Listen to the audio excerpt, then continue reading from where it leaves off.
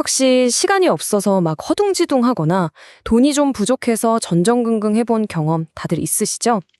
우리 삶에 너무나 흔한 이 결핍이라는 게요. 사실은 우리의 생각이나 선택을 아주 은밀하면서도 강력하게 조종하고 있다는 사실 알고 계셨나요? 자, 이 부족함이 만드는 선택의 비밀 지금부터 한번 제대로 들여다보겠습니다. 이 질문 정말 공감되지 않으세요? 개미는 언제 소품을 가죠? 우리 모두가 한 번쯤은 느껴봤을 법한 감정이잖아요. 너무 바빠서 정작 중요한 삶의 진짜 즐거움, 그 순간들을 다 놓치고 있다는 바로 그 느낌 말이에요. 이 책의 저자도 바로 이런 시간 결핍이라는 덫에 아주 제대로 빠져 있었습니다. 이 책의 저자 중 한 명인 샌딜 이야기가 정말 재밌는데요. 이 사람이 할 일이 정말 산더미처럼 쌓여서 거의 숨도 못 쉴 지경이었던 거예요. 마감은 이미 다 지나갔고 이메일은 쌓여만 가고 그래서 친구한테 막 하소연하면서 나 다시는 새로운 일 만나봐라 이렇게 굳게 다짐까지 했거든요. 그런데요, 딱 일주일 뒤에 이건 너무 좋은 기회야 하면서 새로운 책 원고 작업을 덜컥 맡아버린 겁니다. 아니, 시간이 없다고 그렇게 느끼는 바로 그 순간에 왜 우리는 오히려 시간을 더 낭비하는 이런 이상한 결정을 내리게 되는 걸까요? 자, 그런데 결핍이 무조건 나쁜 것만은 아닙니다.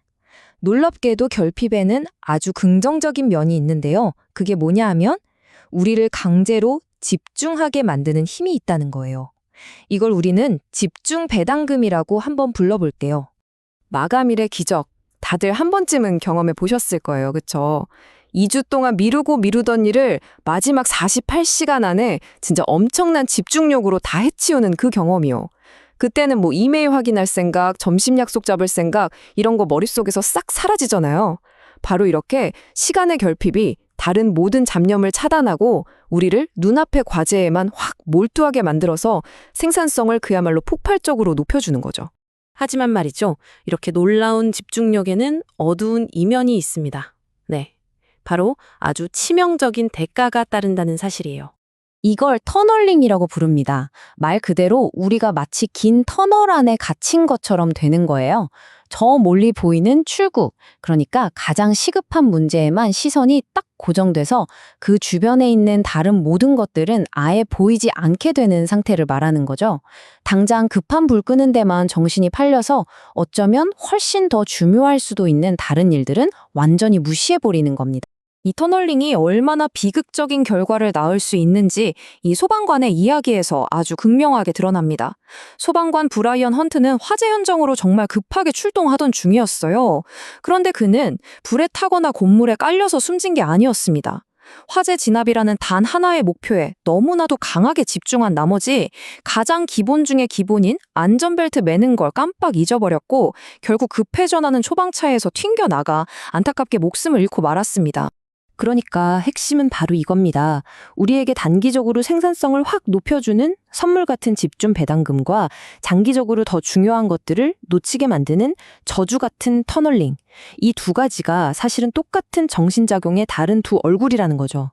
하나는 단기적인 이득을 주지만 다른 하나는 우리의 미래에 아주 값비싼 세금을 매기는 거나 마찬가지입니다. 근데 문제가 뭐냐면요.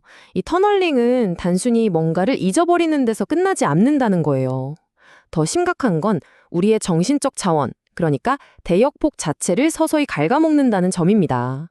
컴퓨터에 너무 많은 프로그램을 동시에 띄워놓으면 속도가 엄청 느려지잖아요. 그거랑 똑같다고 생각하시면 돼요. 돈 걱정, 시간 걱정이 머릿속을 계속 맴돌면 마치 컴퓨터 배경에서 엄청 무거운 프로그램이 계속 돌아가는 것처럼 우리 뇌에 대역폭 세금이라는 게 부과되는 거죠. 그 결과 다른 일에 써야 할 인지 능력이나 자기 통제력이 눈에 띄게 뚝 떨어지게 됩니다. 이 현상이요, 인도의 사탕수수 농부들을 대상으로 한 연구에서 정말 명확하게 드러났습니다. 이 농부들은 수확 전에는 가난하고 수확 후에는 좀 부유해지는데요.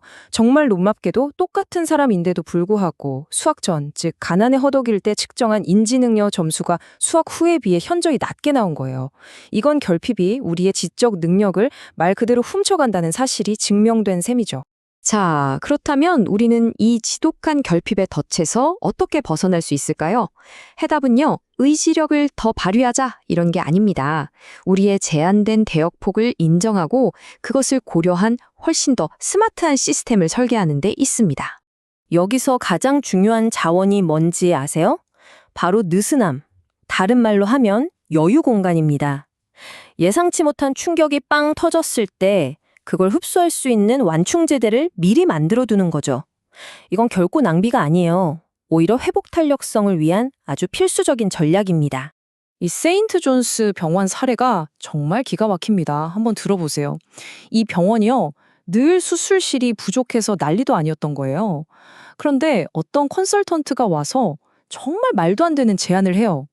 뭐냐면 수술실 하나를 그냥 아예 비워두라는 겁니다. 다들 이게 무슨 미친 소리냐 했겠죠? 근데요, 결과는 정말 놀라웠습니다. 그 비워둔 수술실이 갑자기 터지는 모든 응급수술을 다 흡수해버리니까 원래 잡혀있던 수술 일정에 차질이 하나도 안 생기는 거예요. 그래서 결국 병원 전체 효율이 폭발적으로 올라가서 총 수술 건수가 무려 11%나 늘었다고 합니다. 대단하죠? 바로 이런 게 결핍을 위한 설계입니다. 완충 장치를 만들고 좋은 결정을 알아서 하도록 자동화하고 딱 필요한 시점에 알려주는 알림을 활용하고 올바른 행동을 하기다 아주 쉽게 만들어버리는 거죠. 예를 들면 퇴직연금에 자동으로 가입되도록 초기 설정을 딱 바꿔놓는 것만으로도 가입률이 엄청나게 올라가거든요. 굳이 신경 쓰거나 애쓰지 않아도 좋은 결과가 나오도록 시스템을 짜는 겁니다. 결핍이 우리를 이렇게 좁고 어두운 터널에 가둔다면 오늘 당장 여러분의 삶에 터널 밖의 빛을 조금이라도 더 들여올 수 있는 완충지대는 과연 무엇일까요? 여러분의 시간, 돈, 혹은 관계 속에서 어떤 작은 느슨함을 한번 만들어 볼 수 있을지 곰곰이 생각해 보시면 좋겠습니다.